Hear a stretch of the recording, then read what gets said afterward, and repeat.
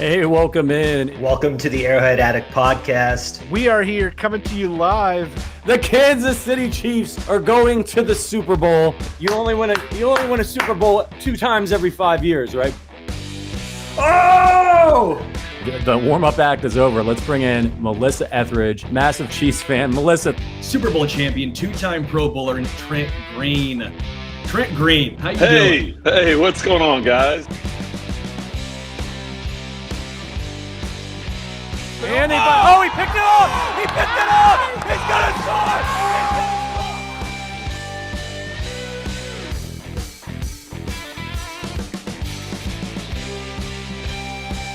And we'll see you next week. But until then, as always, go Chiefs. Welcome. This is Wacky Wednesday here on the Arrowhead Addict channel. I'm Adam Best here with the golden voice of Sterling Holmes and producer Richard doing his thing behind the scenes. Sterling, what's going on, my man? Dude, how are you? Things are good, man. It's a beautiful day here in Kansas City. I cannot complain. Wouldn't mind a little bit of rain. I'm tired of watering the mums, okay? I'm trying to bring joy to everyone in my neighborhood. I bought a whole bunch of flowers, okay? Sue me. I don't have a great green thumb, though, so I need some natural resources to help me out here. I'm trying to keep these bad boys alive. You're basically Mahomes with his receivers. You just need a little bit more help to make the garden really flourish. Give me a little help here. That's all I'm saying. That's all you're saying. So we've got a packed show for you guys today. A great guest who will help us get to know the Minnesota Vikings better this week's opponents. Fun fact, that's the only team, other than the Chiefs, of course, that Mahomes hasn't defeated. I believe he's never played them. So because the one time in the recent history that the Vikings and Chiefs have played, that was a Matt Moore game when he hurt his knee and Damian Williams had the long run. So that was why that hasn't happened yet. But this week, he's going to get his 31st victim. Excited about it. We'll also discuss a big potential trade. Then Sterling and I will play a game of the Kansas City stock market. But before we get into all that fun stuff, a little bit of business. Everyone, DraftKings is running a new promotion that you do not want to miss. New users can place a $5 first bet to instantly claim $200 in bonus bets. You will also be rewarded with a separate no-sweat single-game parlay every single day when you opt in. All you have to do is sign up with our code Arrowhead.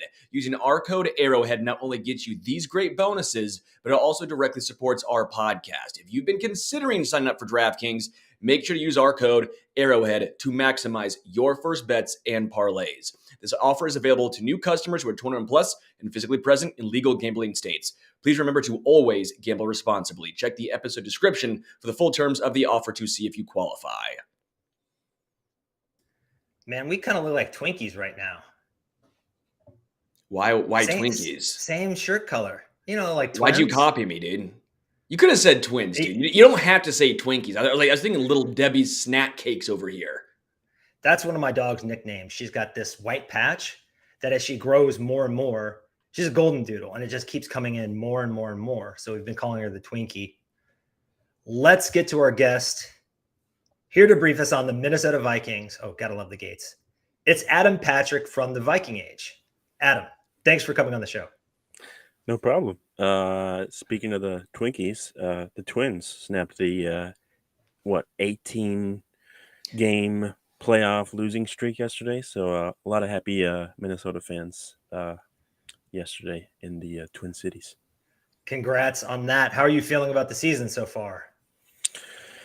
Well, we have to ask. I'm sorry, man.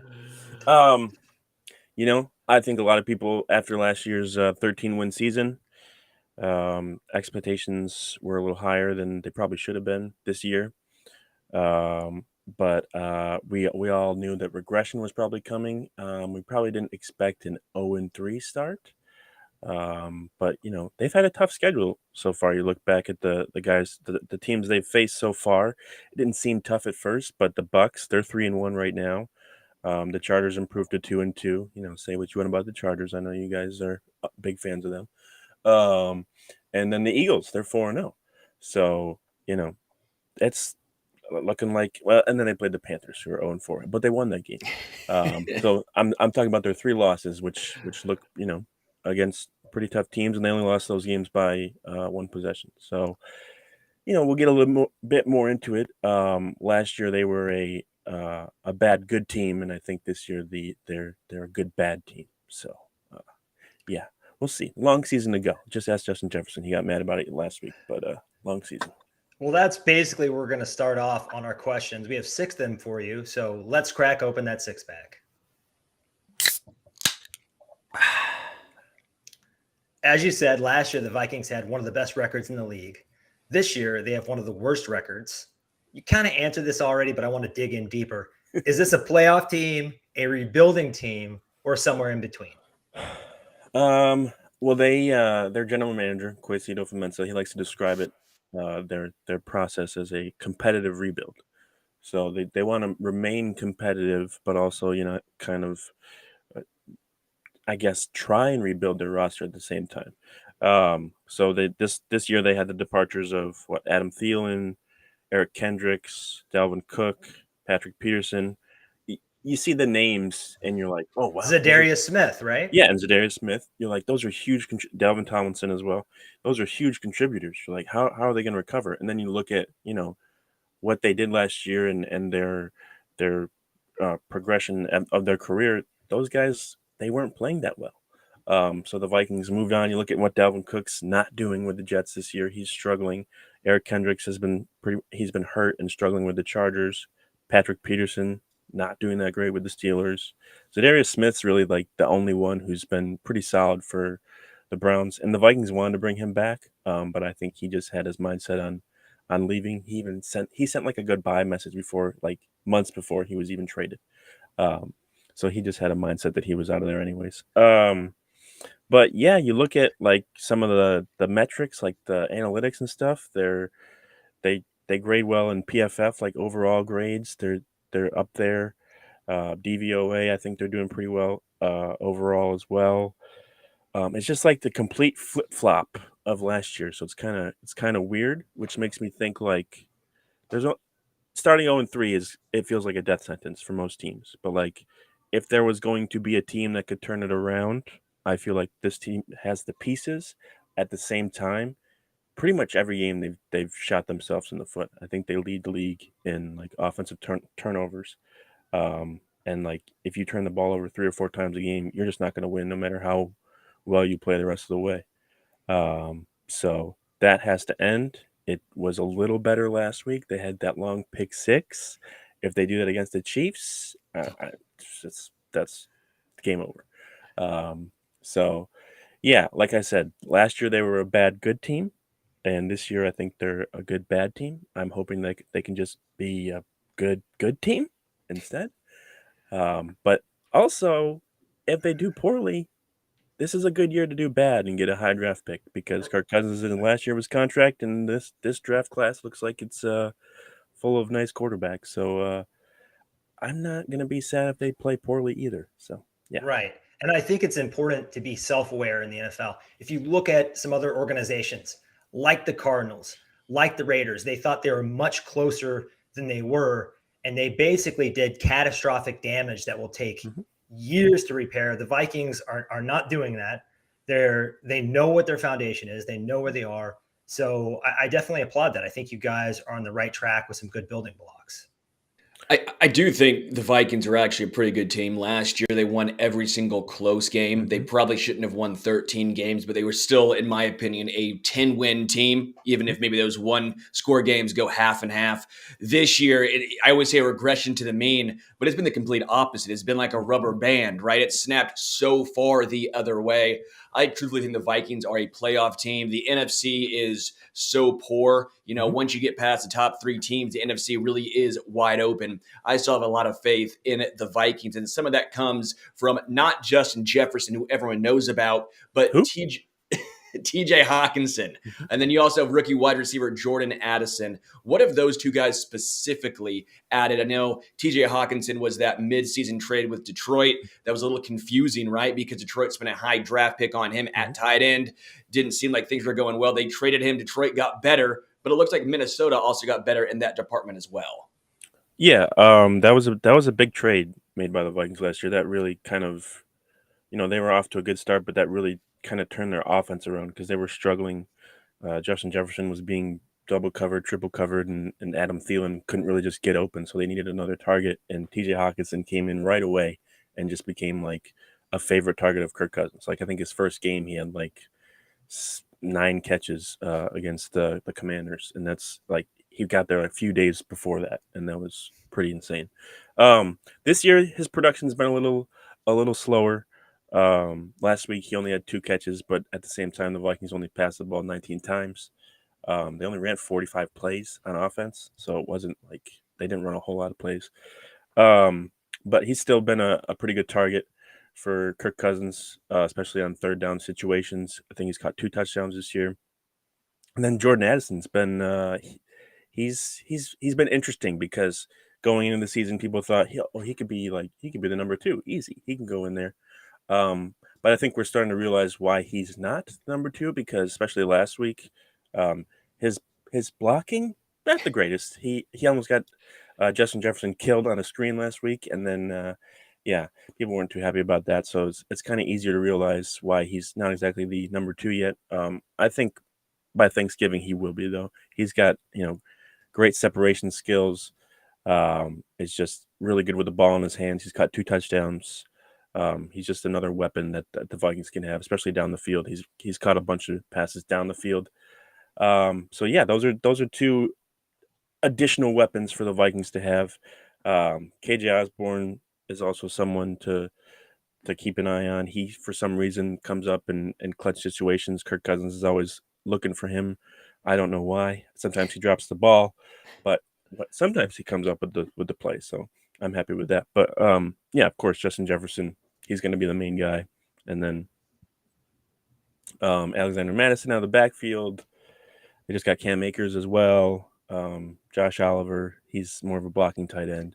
The king of efficiency, Cam Akers and Alexander Madison. Yeah.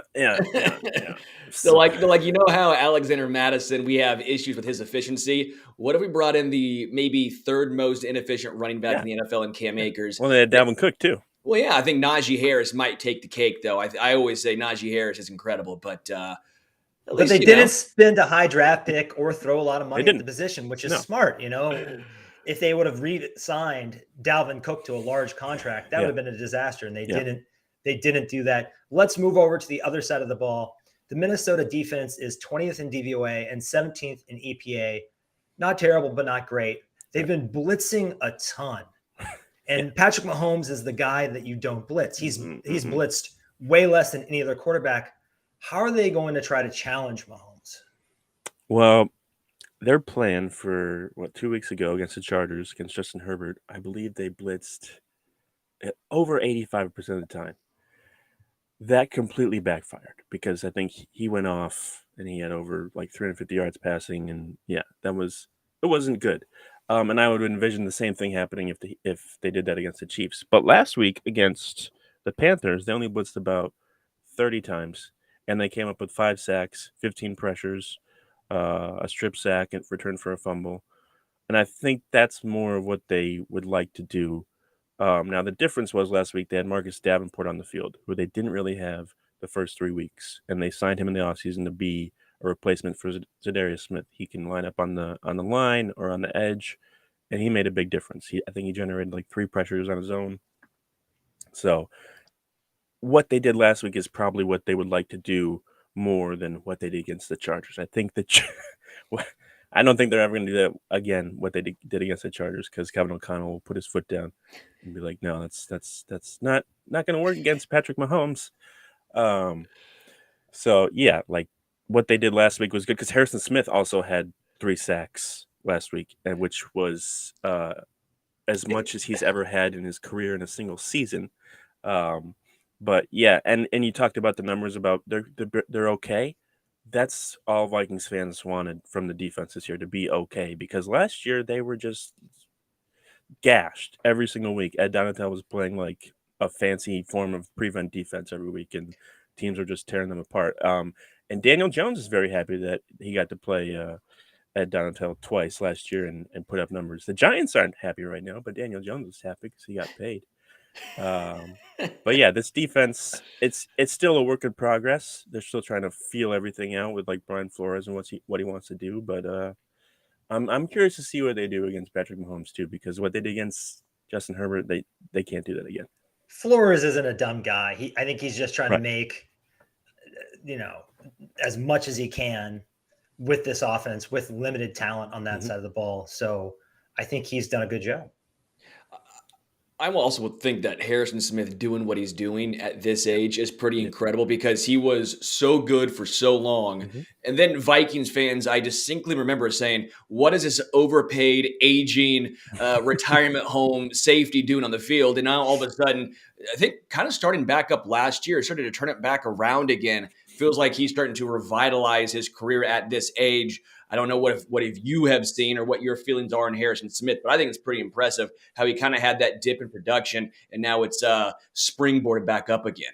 Oh, it was Donatel. It was completely Donatel. He did not use Harrison Smith the way he's used to being used. Like when Mike Zimmer was there, he would have him kind of be like a floater around the line. He could blitz. He could pretend like he's going to blitz, quickly drop back into coverage. And that's more of what Flores has him doing this year, kind of more freelancing. They've had packages this year where they've had 3 safeties on the field, 4 safeties on the field. So like he's pretty much free to do whatever he wants, and that's his strength. Like if he can get up towards the line, make a run stop, generate pressure, that's what he's done well his whole career. And for some reason, Ed Dontel was like, "No, you're just going to play coverage." He had 5 interceptions last year, but that's because he was just in coverage every snap. He also had Danielle Hunter in coverage on 3rd down a bunch of times. So that tells you all you need to know about his strategy. So he's very happy to be in Brian Flores' defense. Tackle Christian Darrisaw on the Vikings offensive line are looking pretty solid so far, both in pass and run blocking. Is this becoming a strength of the Vikings? Is this becoming one of the better units in the NFL? It's really weird because pretty much through Rick Spielman, their old GM's tenure, the offensive line was pretty much the problem every year. Like they put a bunch of resources in it, and just for whatever reason it didn't work. Whether that's the quarterback or the coaches or the personnel, it didn't work. And the funny thing is, Rick Spielman drafted Christian Darrisaw. He drafted Brian O'Neill. He drafted Garrett Bradbury, who hasn't played yet this year, really. But yes, it looks much better than it has in the past. And I think that's what the Vikings were going for. They brought all 5 starters back from last year. They looked at, is continuity best for offensive lines? And I think that's been proven around the league. Like if you have the same 5 guys and they know each other's tendencies and stuff, it usually amounts to good things. There's some weaknesses still on the interior. You have Ed Ingram, I think he's pretty high up there in terms of pressures allowed again this year. He led the league in pressures allowed last year. Ezra Cleveland, he's okay. Garrett Bradbury has played, I believe, 7 snaps this year. So I'm curious to see if he plays on Sunday. He's had a back injury all year. His replacement, Austin Schlottman, came over from the Broncos. He's been doing okay as well. I'm just a little worried with Chris Jones coming over and just destroying people. But he does that to everybody. So it's not like it's not team specific. But yeah. And then the thing with the offensive line too, as well, is Kirk Cousins. He's not the best. He doesn't have the best like pocket presence, pocket movement. He kind of lets pressure he gets it like in the middle and kind of lets it suck him in, where you see someone like a Mahomes or even a Herbert, like just kind of move a little bit out to the right, move a little bit out to the left. Cousins doesn't really do that. And Don't compare him to Mahomes, though. Mahomes is a sorcerer in the pocket. You know what I mean? Well, even someone like Russell Wilson, who just like spins around back there and everything, like Cousins doesn't. He just like, I don't know, for whatever reason, he's never done that in his career, and it's been a problem for him. So he loves taking hard hits. I'm convinced. You saw that the show Quarterback. Dude gets hit a lot, but also it's like maybe part of me is just sitting here going, I think he likes it just a little bit. He's a psycho. He's a masochist, huh? Yeah, he's a weird dude. I'll just leave it at that. So that could just be another quirk of his weird personality for sure. So we know the stars, but who are a few X factors from the roster that opposing fans might be sleeping on? Maybe give us a couple on both offense and defense. Well, I mentioned Marcus Davenport. He played last week and he made a big impact. Fans were actually kind of pissed at him the first couple of weeks because they're like, why do we sign this guy? He's not even playing. From the Saints, correct? Yep. A veteran pass rusher from the Saints. They signed him in free agency. There's him. There's Ivan Pace Jr., who's an undrafted rookie linebacker. He's one of the top graded linebackers this year by PFF. Just like really good at run stopping, just separating from blockers. He had a great preseason training camp. Like he just stepped everything up. And Brian Asamoah, who I think he was a 3rd-round pick for the Vikings last year, he was expected to be a starter. Ivan Pace came in and was like, "No, you're not." So he's someone to watch. Josh Metellus, he's a kind of like he helps out on defense as a safety. Kind of a hybrid linebacker. He's good on special teams. They just signed him to an extension right before the season. So he's someone that's been able to make plays as well. Of course, there's Danielle Hunter, who's also having himself a great season in terms of sacks and pressures. On the offensive side of the ball, we made fun of Cam Akers, but he came on pretty good last week. Last week was his first chance to play with the Vikings. He only had 5 carries, but he ran for 40 yards. So that's in terms of efficiency, that's pretty good. And then I mentioned KJ Osborne, and we talked about Jordan Addison, and that's pretty much it. And then this guy Justin Jefferson, I think he's pretty good. He his celebrations, you can say what you want about him, but he's off to a pretty good start in his career. He might get a big contract, just maybe if he's extremely lucky. Better, man. I don't even know why he's not paid yet. Like that's one of the people are mad about that. Like that could be one of the biggest mistakes because they might have either cost themselves a bunch of money or given him an opportunity to be like, nah, I want to go somewhere else. So, yeah. I would love to know your thoughts on Kirk Cousins being the guy in Minnesota, okay? Because he's perpetually been a substitute, a hold-in. No one ever knows what he is. And I feel like he's one of those guys where he's top 12 every year. You look at some of the more analytical sides, maybe he reaches the top 10. I think last year he was an incredible quarterback, just doesn't get the credit he deserves a lot of the time. He's not the flashiest guy. What do you make? You're around him, you watch him game in and game out. What do you think of Kirk Cousins? Is he the answer? Is he the quarterback? Let's say how old is he? Let's say in 4 years. Is he still the quarterback of the Minnesota Vikings? How much time do you guys got? You got what we got? Like 2 hours? Kirk Cousins. Well, you guys, you had Alex Smith, right? Like before Mahomes. Yep. I would compare him to him. He put up good numbers, won you some games, but when you needed him to step up and come through in big situations, it just didn't happen. And you can see it in certain moments, like against the Chargers this year. They were driving to win the game. They got a first down like within the red zone. There's 40 seconds to go on the clock. Everyone's like, okay, spike it. They don't spike it, and they call a play with 12. They let 30 seconds go off the clock. They hike the ball with 12 seconds. He throws a pick. And after the game, he's like, oh, the crowd was too loud or whatever, or I couldn't hear the play call. And it's like, dude, you're 35 and you've been in the league for 12 years. Spike the ball. Like you should know what to do. And he has a bunch of situations like that where, like, after this win against the Panthers, he threw that pick 6 and they won the game. So you'd think he'd be happy. But no, after the game, like, he was all mopey and everything, getting down on himself. And it's like, dude, you won. Like, it's okay. Like, he talked a couple weeks ago about going back to the Bills game last year, which they won as well. And, he had to call a play on his own, and it was 4th and 1, and they didn't get it. And then afterwards was that crazy fumble on the goal line or whatever, and then they went on to win. He still talks about it. Like, he gets in his own head and prevents him from probably reaching the potential that he has. But he's been that way his whole career. And if you're expecting him to change at 35, 12 years in the league, it's not going to happen. So right now the Vikings, they're making do with what they got. he's been in a lot of trade rumors. If the Vikings struggle, I think they would like to trade him, but he has a no trade clause in his contract, so he can just veto everything, which I think he would because he just likes to stay in Minnesota, and I don't think he'd want to pick up and move in the middle of a season.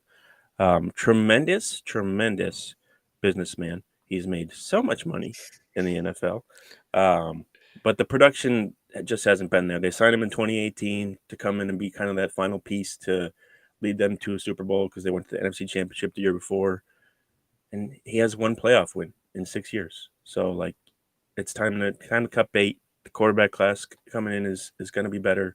You don't need to pay him any more money. You know what you got. I think he's done after the season in Minnesota. Do you think it's a fair criticism of him, maybe comparing him to another veteran his same age that used to be in the same division, Matt Stafford? Matt Stafford has a lot of warts, but he's got some arm talent. He's got some improvisational ability. Mm-hmm. He doesn't shrink as much when things get tight.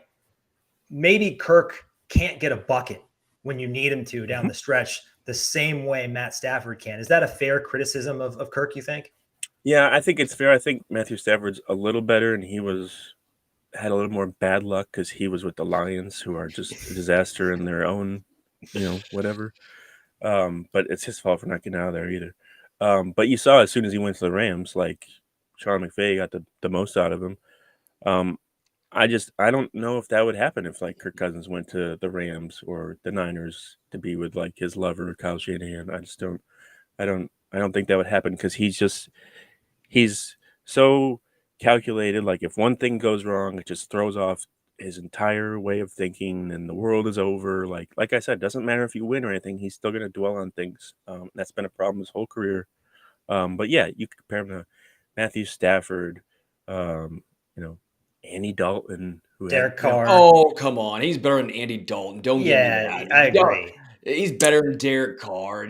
I get it. You're numbers, right. numbers wise, yeah. But like Dak Prescott, we're in the same ballpark. Yeah, like they're good, but they're just it. 15 just teams good. Would crawl over broken glass to trade places with you. Is the thing that we Right. don't recognize enough. I always say that it's one of those situations where they're just good enough to where you go, we're in quarterback purgatory.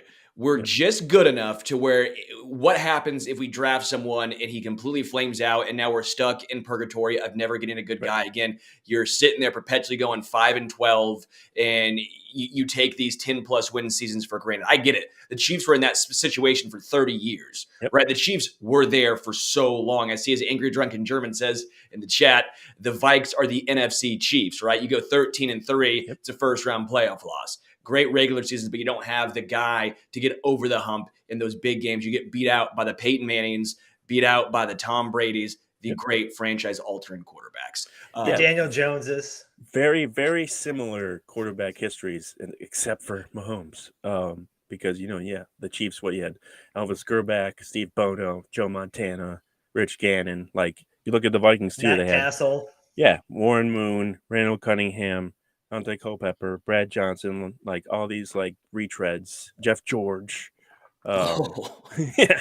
I forgot about Jeff George. Yeah, he was really good for the Vikings, actually. He only played there for 1 year, but he was really good. But yeah, like very similar quarterback history with the Vikings and Chiefs. And the Chiefs took a chance, traded up, got Mahomes, and the rest is history. So that's a lot of Vikings fans are like, just do what the Chiefs did. I'm like, it is so easier said than done. Mahomes there aren't just a bunch of Mahomes just sitting there. Just, Caleb Williams is supposed to be pretty good, but even him, it's like Mahomes is one of a kind. So like and he landed in the perfect situation with Andy Reid. So you just have to have the best situation. It's just, we're just dying over here. Okay. Yeah. Forever Mahomes. You could be the Bears and get Mitchell Trubisky. Yeah. Or Justin Fields, quite frankly. You get a Justin Fields, too. Go back to back. Before we let you get out of here, what is your prediction for the game on Sunday? Give us a final score and your star of the game. The Vikings usually win games that they're not supposed to and games that don't matter. So you look at the Bills game last year. Like, no one expected them to win. They won in overtime. Everyone's so excited that they beat the Bills. And I'm like, that's great. That's an AFC team. It has nothing to do with like their standing in the NFC or their division. It literally means nothing. So that's why I think the Vikings are going to win on Sunday. Like 38-27 35. Like, it'll be close because, one, that's what the Vikings do. They never like to blow anyone out or lose by a lot. It'll be close, and then the Vikings play the Bears in the following week, and they will lose to the Bears because that's just how things go. So, yeah, I think it'll be a good game. I'm also worried because Jim Nantz and Tony Romo are the announced team, and the Vikings, I believe, have been blown out pretty much every game that those guys have called, or they've at least lost every game that those guys have called. So not looking forward to that either. I really just want a good game, like entertainment. That's all I want. Who would think the guy whose Twitter handle is Straight Cash Homie wants to be entertained? By the way, that is one of the best Twitter handles I have seen out here. Thank you. Hey, Randy, how you gonna pay for that? Yeah, just cash. Just cash. Straight cash, homie. Well, Adam, thank you so much for being with us. Give him a follow. Be sure to check in with him during the game on Sunday. I'm sure we'll have you back on. Sounds good, guys. Thanks for having me. Good luck. You know, during that conversation, I just felt very fortunate that when Mahomes makes a mistake, he doesn't pout. He doesn't shit his pants. He doesn't freak out. He doesn't point fingers. He's got like short-term memory. You know, he just moves on. It's a closer. It's a good closer. Yeah, he's got a shooter's mentality from basketball, right? You can miss 10 in a row, but hey, I'm going to keep shooting. I'm going to make the next one. So love. That's you. Oh yeah, baby. You streaky? Oh, very, very streaky. I used to be streaky too. Hot Take Kingdom. It's time. I have no clue how you're going to feel about this, but I'm excited. This week's Hot Take Kingdom is the Chiefs should trade for Cardinals wide receiver Marquise Hollywood Brown. Welcome to the kingdom.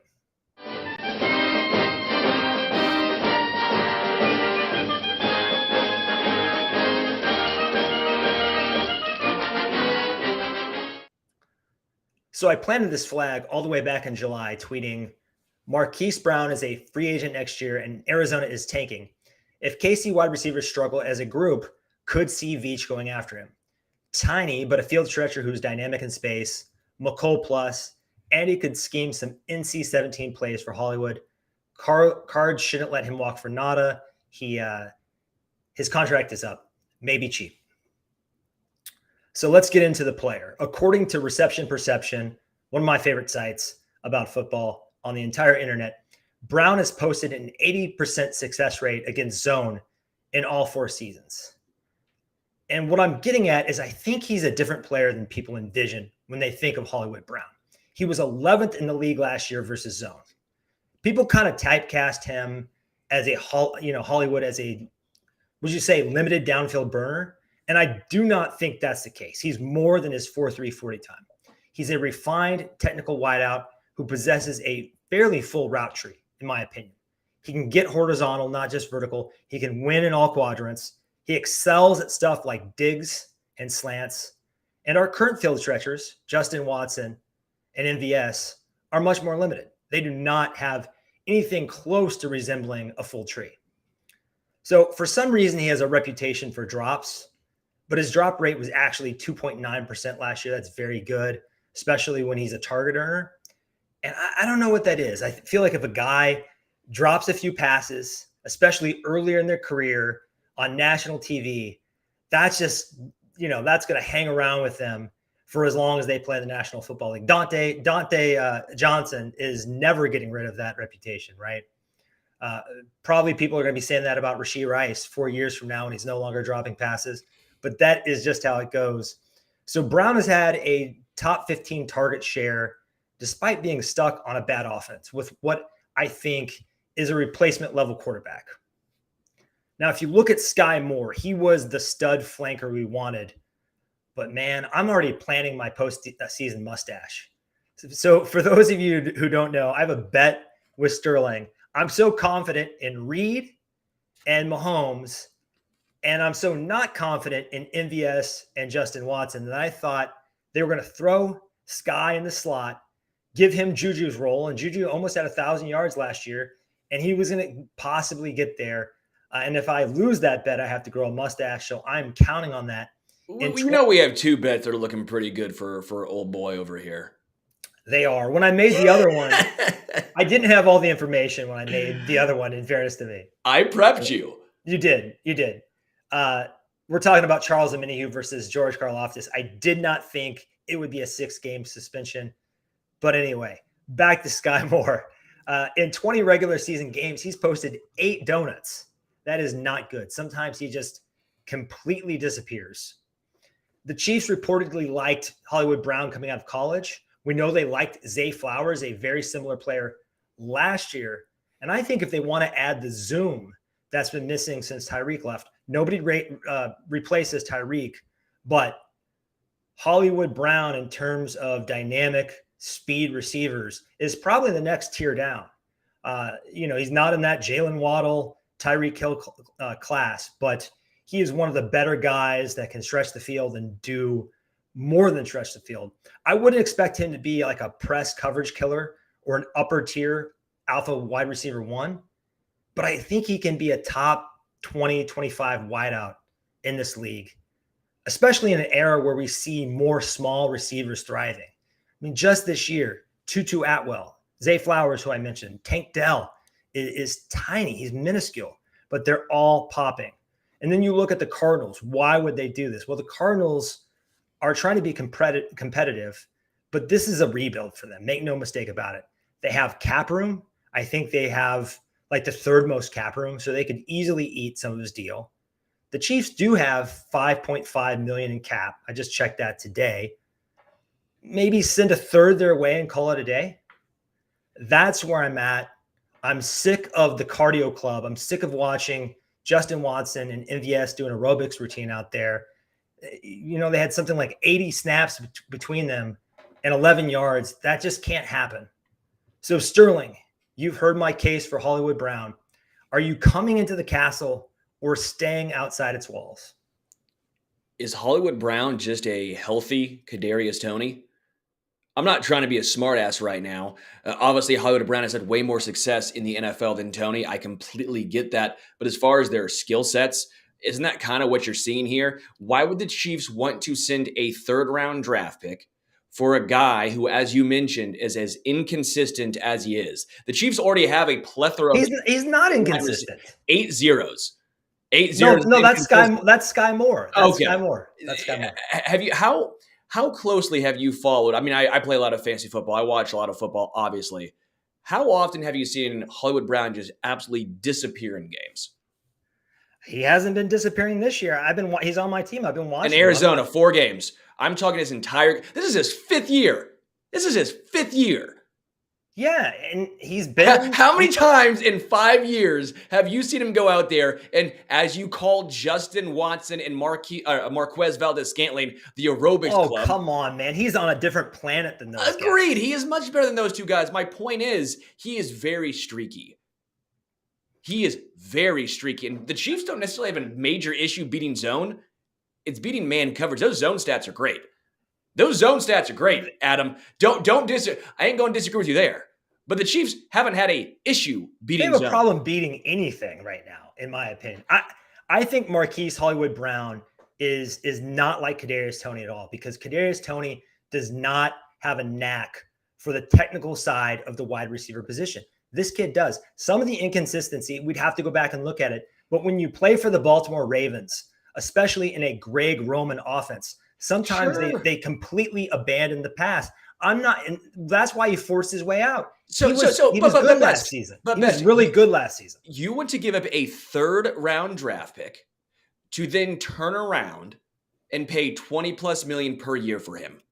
I don't know that he's going to cost that. Seriously, he's in the exact same situation where he is now as what Christian Kirk was when he was in Arizona. He's a better player than Christian Kirk. That's why they went with him. I don't know if I would agree. That's why they traded for him and let Christian Kirk go. If you think he's better than Christian Kirk, then why would he not get more money than Christian Kirk? He might. But so my point is, I'm not paying debit and credit. I'm not paying a 3rd-rounder to go around and then now have to pay $20+ million per year, even if it's $15 million per year. Well, then we might not win a Super Bowl, because Veach has failed. Outside of Rashee Rice, who I have hope for, I'm losing hope with the rest of the guys. I'm not overreacting. I know they looked good on paper, but with as bad as MVS has been, he's been one of the worst receivers in the league. He's got like an 8% targets per route run number, which is percentage-wise, which is baffling. He's just basically he's giving you nothing out there. Sure. The only thing he did last game was draw a pass interference call. You can't, if Andy Reid is playing him over some of these guys, and I think Rashee Rice is forcing Andy's hand to play a rookie more than he'd like to early in the season. I just think Andy feels like he has no choice, but he wouldn't be playing MVS and a journeyman like Justin Watson, who I think you got to give it to Justin Watson. He has carved out a role in this league. He's a hard worker. He's a smart guy. I think he's a valuable guy to have in that receiver room. He is not a starting caliber receiver for a championship level team. So I just feel like we have to do something. Mike Evans isn't walking through that door. We want someone young. We want someone who could potentially stay with the team. And you might have to pay debit and credit if you cannot draft good receivers. Dude, I like Hollywood Brown, and if he still had a year or two left on his contract, then sign me the hell up. But what it comes down to, you got to take the big picture and not just overreact after 4 games, which I'm not saying you're doing. I'm just saying you have to take the full picture into account here. And in totality, I am not going to give up a third rounder for a guy on his last year of his rookie contract who you know is going to get paid at a minimum $15+ million per year, probably looking at $20 million per year. I'm not doing it for a guy who has been as inconsistent in his career, who has the flaws of a Hollywood Brown. I like Hollywood Brown. Again, for this year only, sign me up. But it's not just for this year. That's a third-round draft pick. I get it. The Chiefs have struggled to draft wide receivers, but they've also hit on a lot of third-rounders and second-rounders as well. Okay? It's not just as simple as they can't draft wide receivers, so they should never do it again. It's the same reason why I said if you say every single Ohio State quarterback sucks, you're going to miss out on a good one. That's why I think the Panthers missed out on a good one. You're looking at C.J. Stroud right now. He's lighting the NFL up. He is. He's looking incredible. The best rookie quarterback right now. Him and Anthony Richardson. Bryce Young? No, he's not.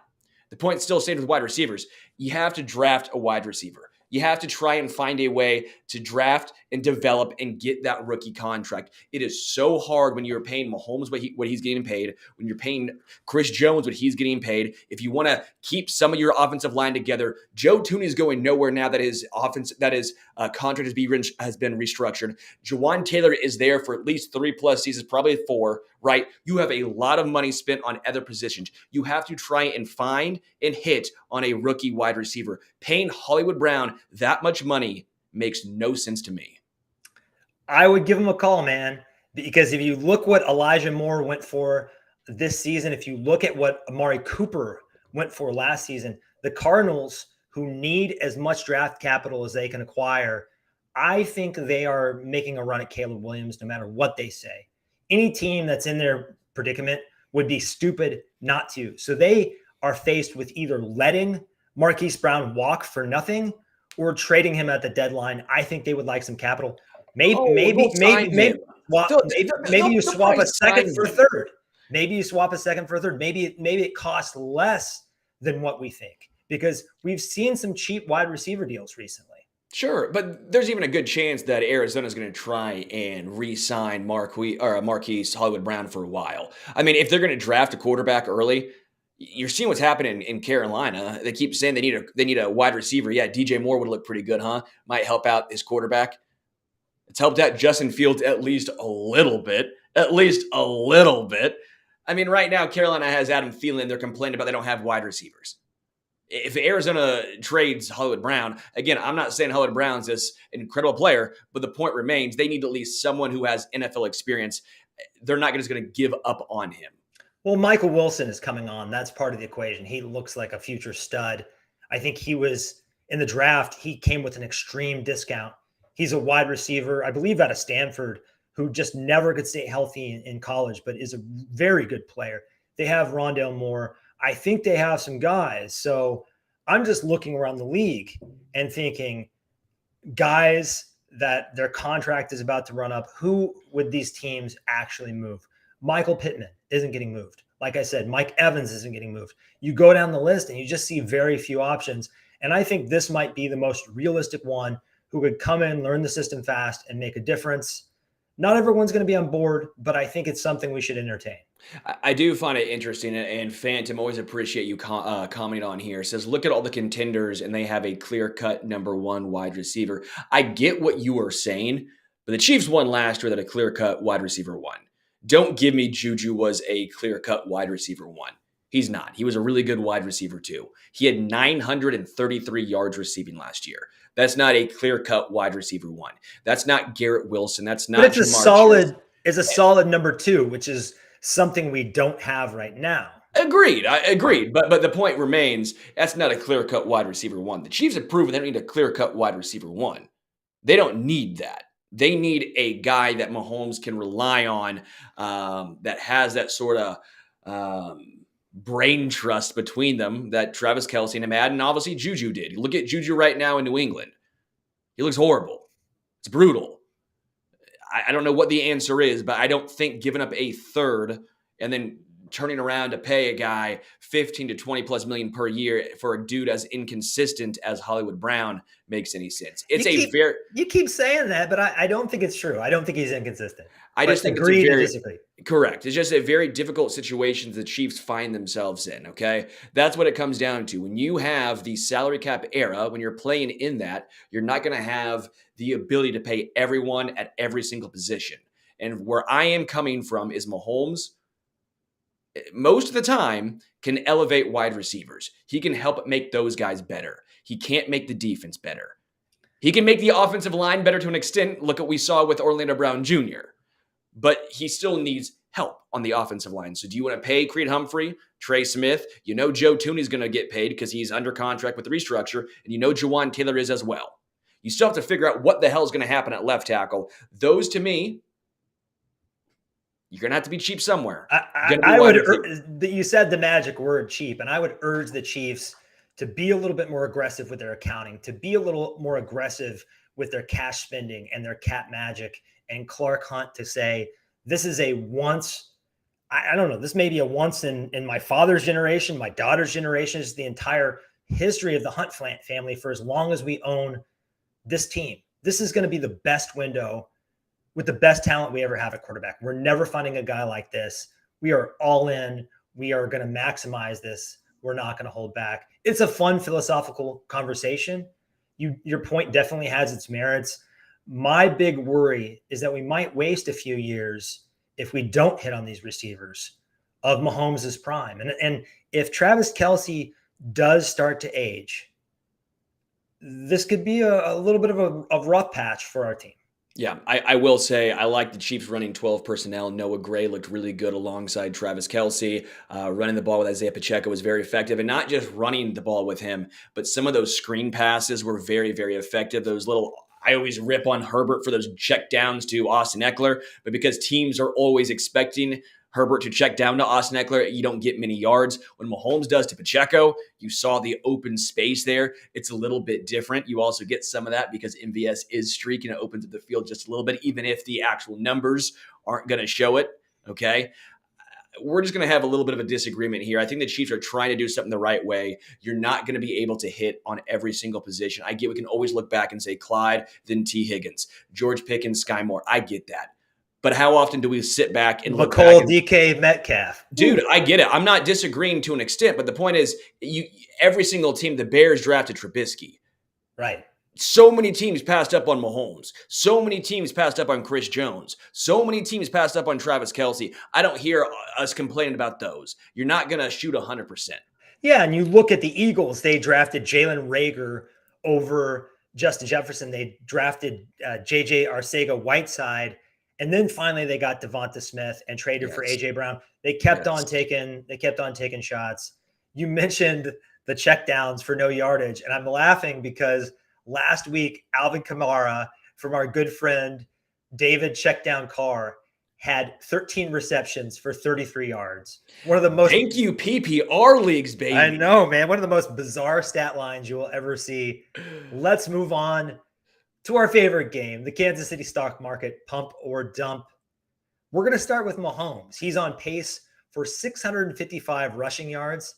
That's going to blow his previous high of 381 out of the freaking water. This is sustainable because it needs to be. Plus, he's improved here. Pump or dump? Dump. I don't like this, man. I do not like this. I know he has, but he should not have to. This offensive line is very talented, and he has a long time to throw. It's been the wide receivers getting open. I know it kind of is contradicted to what I've said earlier. I don't think Hollywood Brown's fixing this issue. That was the original question. Something needs to change, whether it's scheming guys open, whether it's taking what is there, because it does look like Mahomes is trying so hard to throw the ball downfield. Remember how he was doing that when he first started seeing those the cover two, and we're sitting here going, this is taking some time for him to figure out. And then he figured it out and started going, all right, I'll take what's given to me. Well, now he's almost been a little too aggressive. He talked about it in his presser. I think that was today, or was that yesterday? Talking about it in his presser, how he was making some dumb throws. He wasn't taking what was given to him. I think he just needs to calm down a little bit and even hit those swing passes. I'd prefer to see Pacheco go for 6 than Mahomes try and rush for 6. Okay? Pacheco can take that hit and pop right back up. Mahomes, please don't take that hit. As long as the swing pass isn't to CEH, I'm good with swing passes because, man, that swing pass to CEH, that guy had a terrible pursuit angle, and he caught CEH effortlessly, and then he brought him down like he was, a mighty might football player. It was pretty pathetic. I'm sorry, Clyde, but it just was. I think he's going to have to do this year. I know he usually waits until playoff time to really go full throttle on the scrambling, but he's just so good at it. And I trust Patrick. If you look at pressure to sack rate, his is 3.6%. Now that's 5.1% better than the second best player at not taking sacks in the league, which right now, hilariously enough, is Baker Mayfield. And you think, well, Patrick must be getting rid of the ball fast. No.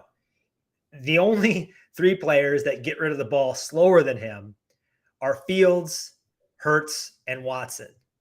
And yet he's the best at not taking sacks. So he invites the pressure and he doesn't get sacked. So I trust him. I trust him back there. And he's gotten a little banged up during his career, but he's got a pretty resilient body. Normally, if he tweaks something, he doesn't even miss a game or he misses a game or 2. So I'm not super worried about Patrick getting hurt. And I think this is the road to the Chiefs maybe buying themselves some time to develop those receivers. Who runs faster? Clyde Edwards-Helaire or Mahomes when he does his little run where, like, when someone's holding the door open for you and you're a little too far out, so you do that little jog. Who runs faster, Mahomes doing that or Clyde? Mahomes doing that. All right, Creed Humphrey and Joe Thuney have not been playing at their usual all-pro level. This is simply a short-lived mini slump. Pump or dump? I'm pumping there. So they've still been good. I don't want to pick on these guys too much, but I've watched every game twice. And then I went in and digged into like the PFF grades. And granted, they're not good for everything. I wouldn't look at them too much for quarterback, but for corner or offensive line or receiver, I think they do some great work. And they just haven't been top 3 dominant all-pro players. Now, some of that, especially for Joe Thuney, you're playing next to a new player, right? And then the center is kind of like tofu. He kind of soaks up the flavor of the entire line. And when you're dealing with 2 new players, it's just difficult to have continuity and for them to come out of the gate rocking. But man, last week I saw Thuney, Humphrey, and Trey Smith get beat pretty fast in the same play. And I could not believe my eyes because I don't think I've ever seen that happen before. I think it's a mini slump, man. I'm not worried here at all. I think some of the penalties from Jawan Taylor, and then again, as you mentioned, Donovan Smith, it started to take over the rest of the offensive line. You saw Joe Thuney, Trey Smith. Trey Smith's been struggling a little bit as well. He's been a little up and down. And even Creed Humphrey. I mean, you're sitting here, and I think it's pretty common when you see one guy do it, all of a sudden it just trickles down. It's like in basketball, when one guy gets hot, the rim's as big as the ocean. When one guy's cold, you go and can't score anything. You're 0 for 12. It just happens. It's the way of the road. I'm okay with the Chiefs' offensive line. They will figure it out, especially Joe Thuney and Creed Humphrey. So this is a mini slump. Yeah, it's a little contagious.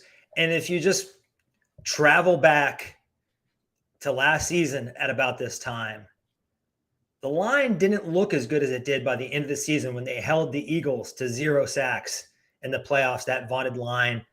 Wiley and Orlando Brown were having some struggles. They gelled, they put it together, they figured it out. I expect them to do that again this year.